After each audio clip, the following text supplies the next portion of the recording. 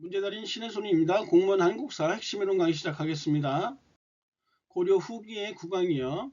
명종은 무신정변을 계기로 왕위에 올랐던 인물인데 결국 최충원에 의해서 폐위되고 신종, 희종, 강종을 거쳐서 고종이 왕위에 오르게 되어 고려 역사상 가장 오랜 기간 동안 재위했던 인물이에요. 이때 무신 집권자는 최후였어요. 1231년에 몽골이 1차 침입을 감행하고 물러난 후에 곧바로 강화로 천도를 해서 대몽 항전의 의지를 다지게 되고요. 원나라는 고려 땅에 쌍성 총관부를 설치하고 천령 이북의 땅을 관할하게 되어 고종의 뒤를 이어서 원종이 즉위하게 되는데, 원종은 일찍이 세자 시절에 원나라에 강화 요청서를 들고 가게 돼요. 그때 원나라는 왕위 계승전이 치열했는데 이 원종이 선택한 인물이 쿠빌라이였어요. 이건 탁월한 선택이었는데요. 이 쿠빌라이가 결국 왕위 계승전에서 이기면서 원의 세조가 됐거든요. 이 원세조 쿠빌라이는 이 고려의 세자가 자신에게 강화 요청서를 갖고 왔다라는 이 점이 자신을 몽골의 왕으로 인정했다라는 것이니까 굉장히 기분이 흡족했을 거예요. 그래서 이 원종과 원세조 쿠빌라이의 관계가 아주 좋았어요. 여하튼 원은 1270년에 서경에 동룡부를 설치하고 자비령 이북의 땅을 이렇게 관할하게 되는 것이에요. 그리고 원종은 1270년에 개경환도를 하게 되는데 그 이전에 개경환도에 대한 시도가 있었어요. 하지만 반대파에 의해서 환도는커녕 폐위되어졌어요. 하지만 원의 도움으로 4개월 만에 포기하게 되고 원이 원종으로 하여금 입조하도록 요청을 해요. 원정이 들어가서 사건 전말에 대한 보고를 하고요. 그때 자신의 아들인 이 왕거, 세자 왕거의 혼인도 요청하게 됐던 것이에요. 여하튼 원종은 1270년에 개경환도를 단행했고요. 고려 왕실의 개경환도는 원간섭기가 시작된다는 것이니까 그런 굴욕을 참을 수 없다 하면서 삼별초가 항전을 하게 됐던 것이죠. 여원연합군이 결국 이 삼별초 항전을 진압하고요. 탐나 총관부를 제주도에 설치해서 군마를 양성했고요. 1274년에는 결혼도감을 설치해서 고려 처녀들을 원으로 보내게 됐는데 백성들의 원망을 많이 샀다고 하고요. 이때 고려에 조혼 풍습이 생겨났어요. 원종은 경기 파련을 대상으로 해서 녹과전이라는 토지 제도를 시행했네요.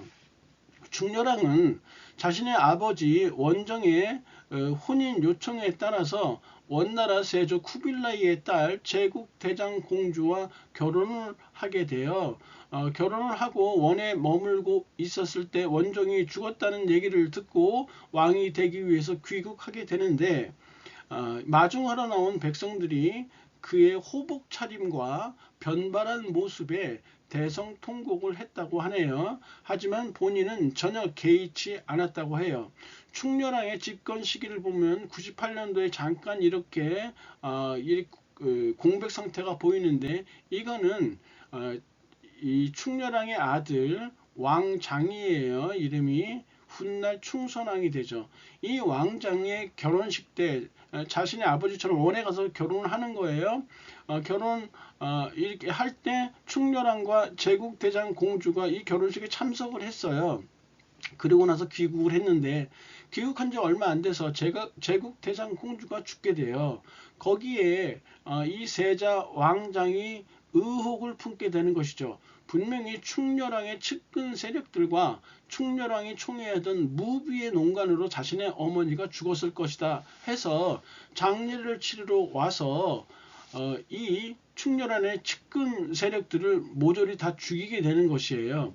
여기에 이 충렬왕은 어떤 힘을 쓸 수가 없었어요. 왜냐하면 이 자신의 방패막이가 됐던 원의 공주 제국대장 공주가 죽음으로 인해서 끈떨어진 연신세가 됐던 것이죠. 그래서 정치의 뜻을 잇고 이 세자 왕장에게 그럼 네가 왕이 해라 하고 넘겨줘요. 그래서 이 왕장이 충선왕이 됐던 것이고요. 이 충선왕이 이 정치를 하게 되는데 반원 개혁 정책도 많이 했었고요. 하지만 결정적으로 이 충선 왕이 자리에서 물러나게 되는 계기는 이 충선왕도 충렬왕처럼 원의 공주, 개국대장 공주와 사이가 별로 안 좋았는데 이 세자비 시절에 조비와의 금실이 아주 좋았어요. 그래서 조비만을 총애하니까 이 개국대장 공주가 시기 질투해서 원나라에 이 투서를 보내게 돼요. 원에서 이 충선왕을 소환을 하게 되죠. 소환을 하고 왕위도 뺏어버려요. 그래서 충렬왕이 이렇게 다시 재집권하게 됐던 것이에요. 아무튼 충렬왕 때는 원에서 정동행성을 설치해서 이 외국 정벌에 나서게 되는데요. 1, 2차 정벌에 나섰지만 결국은 태풍으로 인해서 실패하게 돼요. 그리고 응방을 설치해서 매징발에 나섰고요. 이 충렬왕은 도병마사를 도평의사사로 개편했어요. 그리고 이 동룡부 지역에 이 관할 영토를 반환받게 되어져요. 그리고 이 원의 동룡부는 요동지역으로 옮겨가는 거예요. 탐라 총간부를 폐지했네요. 홍자번의 편민 18사 건의가 있었는데 한마디로 민생개혁을 하겠다는 얘기고요. 고려의 물자나 인력 징발을 목적으로 설치되었던 둔전 경력사도 폐지시켜버리고요. 필도치를 설치해서 도평의사사를 장악하고 있었던 권문세족들을 견제해요. 국왕의 측근기구예요. 관악진흥책으로 공자사당인 문묘를 건립하고요. 장학재단 서막전의 설치 그리고 경사도수 도감을 설치해서 7품 이하의 하급 관리들에게 경전과 역사를 교육하게 되네요. 충렬왕의 뒤를 이어서 세자 왕장이 잠시 이렇게 집권했던 시기가 있었어요. 충선왕은 충렬왕과 제국대장 공주 사이에 태어난 최초의 왕실사상 최초의 혼혈왕이었어요. 아버지처럼 자신도 원에 들어가서 개국대장 공주와 이렇게 결혼을 하게 됐네요. 그리고 이 어머니 모친의 장례 때 와서 충렬왕으로부터 양위를 받고 개혁 정책을 시도해요. 정방을 폐지했고 사리먼을 이렇게 설치했어요. 정방 폐지는 여러 왕들이 정방을 폐지하게 돼요. 충무왕 때도 폐지하게 되고 공민왕 때도 폐지하게 돼요. 그런데 그럴 때마다 부활을 했고요. 결국은 위화도 회군 이후 이성계의 위화도 회군 이후 창왕 때 완전히 정방이 폐지되어지는 거예요. 여하튼 충선왕 때 정방을 폐지하고 사리먼을 설치했어요. 충선왕 개혁의 핵심 기구였고요. 이를 통해서 신진 관료들을 중용했는데 결국은 조비 무고 사건이 발생하게 되는 거예요.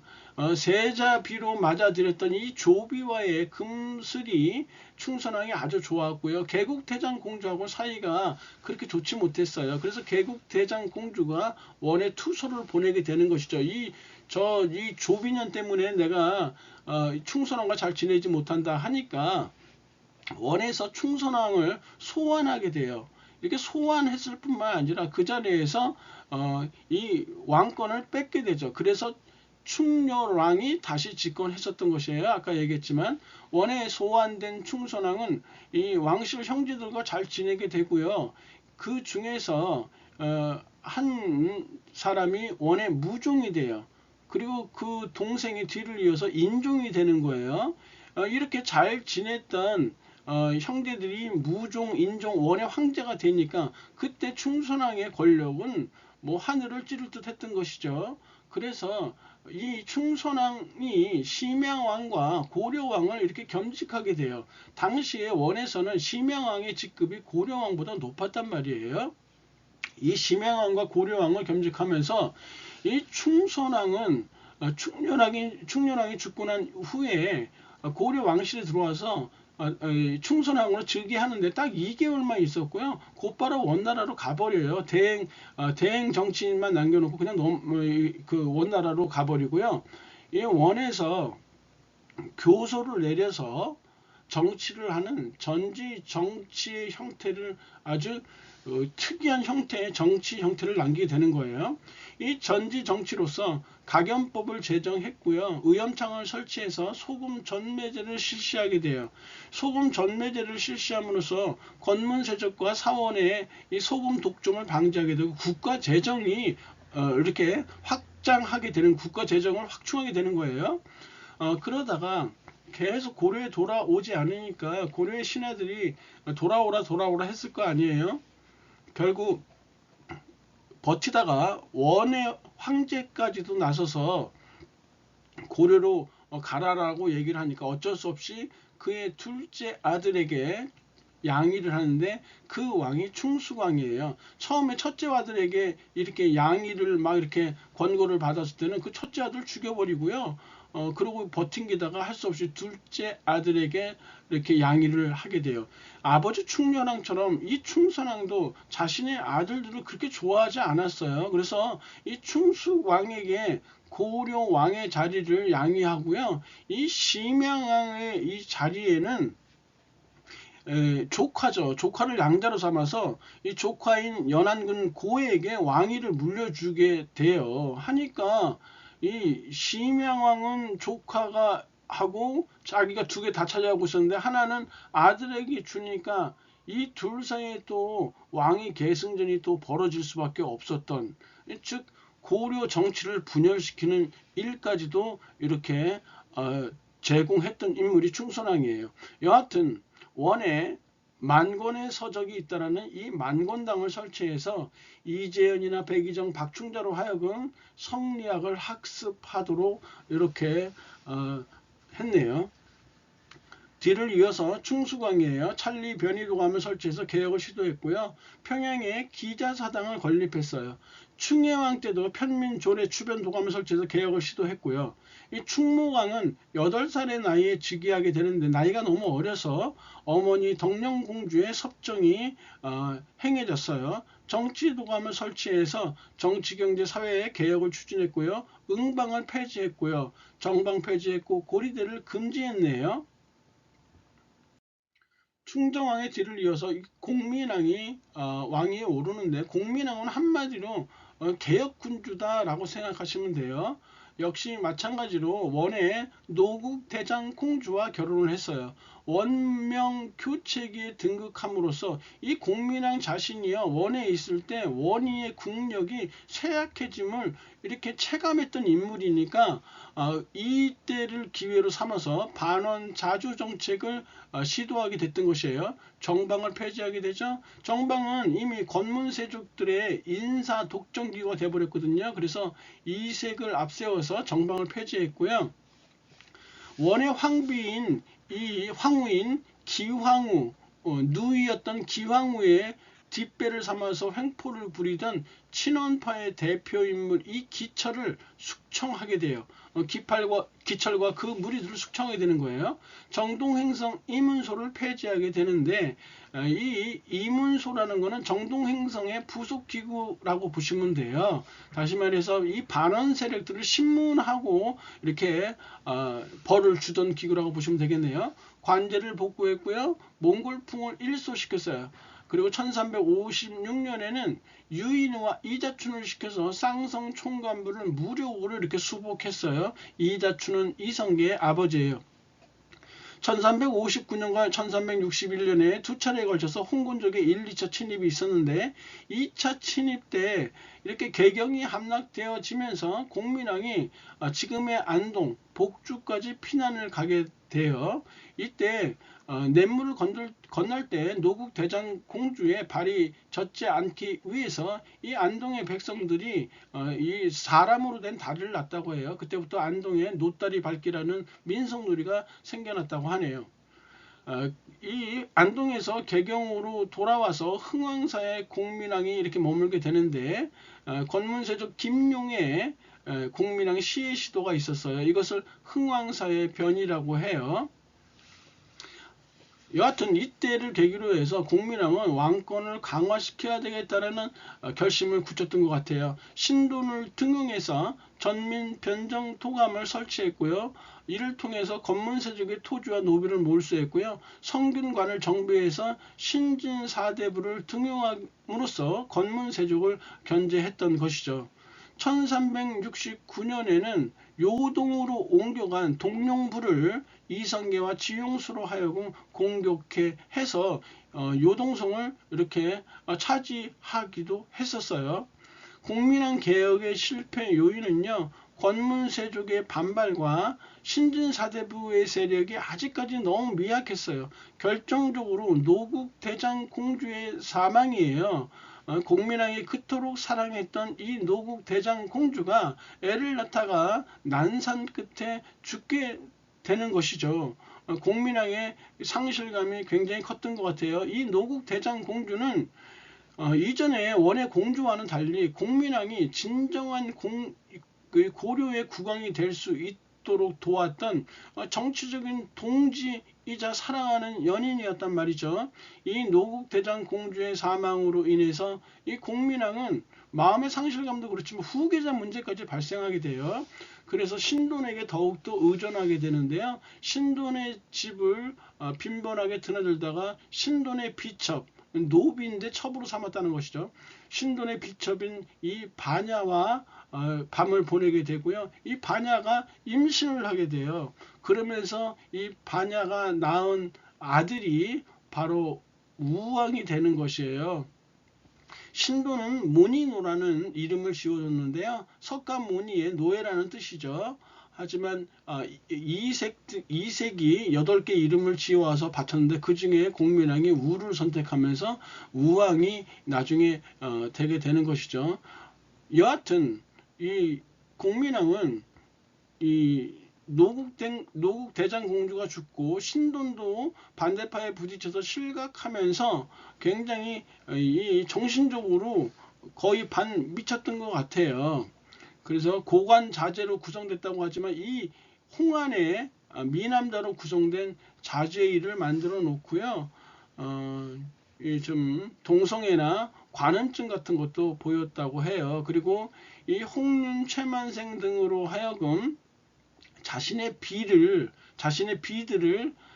강제로 겁간하게 하죠. 하지만 이 다른 비들은 뭐 자결할 정도로 완강에 부인을 해서 못하고요.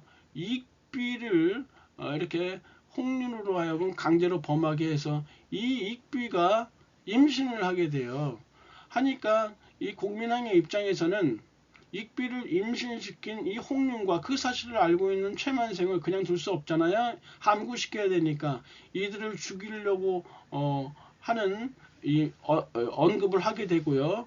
그때 공민왕이 술에 취해 자고 있었을 때 이 홍륜과 최만상이 이 공민왕을 난도질해서 죽이게 되죠. 그 죽음의 흔적이 굉장히 참혹했다고 해요. 뇌수가 튀어서 병풍에 튈 정도였다고 하니까 얼마나 참혹했는지 알 수 있어요. 그의 나이 45세 나이였어요.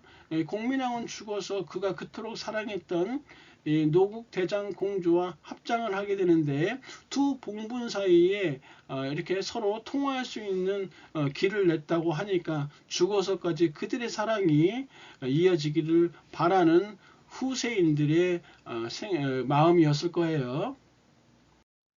밑줄 친 그에 대한 설명으로 쭉 보시면 정방 폐지하고 사리만 설치 있죠. 소금 전매제 실시 있죠. 충선왕이죠. 그래서 1번 정답이고요. 2번은 충렬왕이죠. 도병마사 도평유사 개편. 천령 이북의 영토 귀속 문제로 요동 정벌을 단행했다. 요거 우왕 때 있었던 일이고요. 기철을 비롯한 부안세력을 자주 요거 공민왕 때 얘기네. 정답 1번이요. 강의님 고생하셨고 다음 시간에 뵙겠습니다. 감사합니다.